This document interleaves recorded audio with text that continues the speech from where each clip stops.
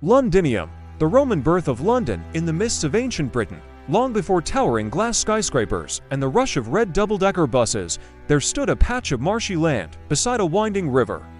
This river, known today as the Thames, would one day be the lifeblood of one of the greatest cities in the world. But in 43 AD, it was a wild and untamed region until the arrival of the Romans. The Roman invasion of Britain, led by Emperor Claudius, was not the empire's first encounter with the island, but it was its most determined effort to conquer and hold it. Within a year of their landing, Roman legions had pushed into southeastern Britain. Around this time, they established a settlement on the north bank of the Thames, a city they named Londinium. A city by the river, the choice of location was no accident. The Thames was wide and deep, making it ideal for seagoing Roman ships to sail inland.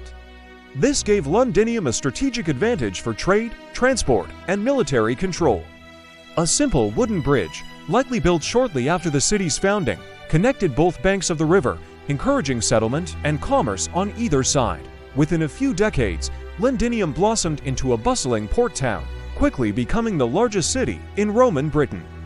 By the late 1st century AD, it had a population estimated between 30,000 and 60,000, a remarkable figure for that era.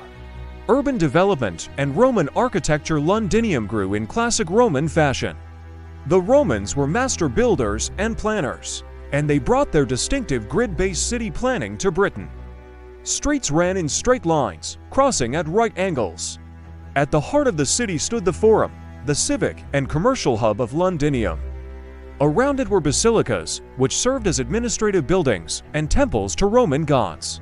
Public baths were built, essential for hygiene, relaxation, and socialization, and so too were markets, townhouses, and workshops.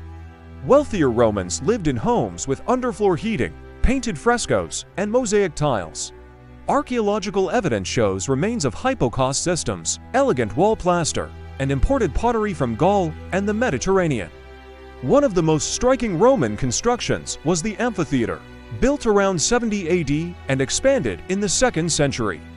This venue could host thousands of spectators who gathered to watch gladiatorial combat, animal fights, and other public spectacles.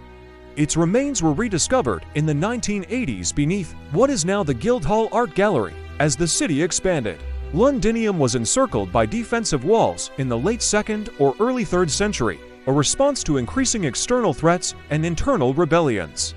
Made of stone and tile, parts of these walls still stand today, incorporated into modern buildings and cityscapes. Commerce and culture. Londinium was not just a military outpost, it was a trading powerhouse. Goods flowed in from across the Roman Empire, olive oil from Spain, wine from Gaul, glass from Egypt, and luxuries from the East. In return, Britain exported metals, especially lead and tin, grain, and animal hides. The city was a melting pot of cultures. Roman citizens, native Britons, soldiers from Gaul, Africa, and Syria, as well as freedmen and slaves, all lived within its walls. Latin became the lingua franca, though native Celtic tongues persisted in surrounding rural areas. Religiously, Londinium reflected the diversity of the empire. Traditional Roman gods like Jupiter, Mars, and Minerva were worshipped alongside local deities such as Sulis, and foreign cults like Mithraism gained a foothold. The Mithraeum, a temple to the Persian god Mithras, was discovered near modern-day Bank Station, revealing the depth of spiritual life in Roman London, challenges, and destruction. Despite its prosperity, Londinium faced significant challenges. In 60 or 61 AD, a rebellion led by Boudica, queen of the Iceni tribe, swept through the southeast. Fueled by Roman oppression and brutality, the rebellion destroyed several Roman settlements, including Londinium. Historical sources, such as Tacitus, describe how the Roman governor Suetonius Paulinus abandoned the city to the rebels to regroup his forces. Boudica's army razed Londinium to the ground, slaughtering its inhabitants. The city, however, was too valuable to abandon. It was quickly rebuilt, this time with more permanent structures. Over the next century, Londinium reached the height of its prosperity, becoming the capital of Roman Britain, Britannia. Decline and abandonment. As the Roman Empire entered its slow decline in the 3rd and 4th centuries, so too did Londinium. Trade routes became less reliable, and political instability rocked the empire. the city's population dwindled. Although the Roman administration invested in maintaining defenses, including rebuilding the London Wall and strengthening the bridge, the city never fully recovered its earlier vibrancy. By the early 5th century, the Roman army had withdrawn from Britain to defend more pressing threats on the continent. Roman officials and elites followed suit, and Roman rule in Britain officially ended around 410 AD. Without Roman support, Londinium fell into ruin. The once bustling streets became overgrown, and the amphitheater, temples, and baths crumbled. For a time, the city was virtually abandoned. The Saxons who later arrived in Britain did not initially settle within the old Roman walls, preferring instead to build Londonwick, a new town to the west. Legacy of Londinium. Although Roman London disappeared from daily life, its legacy endured. The layout of modern London still echoes some Roman roots. Street names like Watling Street and Ludgate Hill trace their origins to Roman times. Many of London's modern buildings are built atop layers of Roman ruins, a city quite literally built upon its past.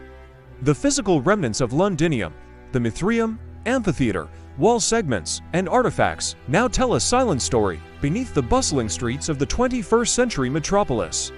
Today, visitors can walk through the Museum of London and discover Roman coins, pottery, weapons, and jewelry, each a silent testament to a city that, almost 1,000 years ago, was already thriving.